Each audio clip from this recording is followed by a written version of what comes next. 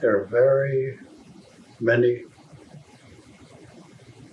different religions that leads to like a wagon wheel life, illustrated by saying a big circle, and in the center is this spoke of the wheel would be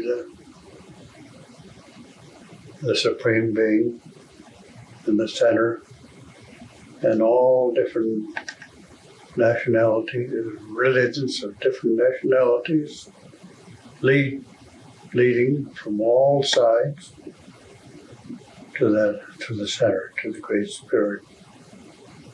And we, as one of the spokes, have ours somewhere in the Indian people. One of the spokes have their ways. There are many different tribes, as well as any other nationalities. They have their ways. That's one of the spokes leading to the center, to the Great Spirit. And I use that as an illustration, describing the different religions of the whole world.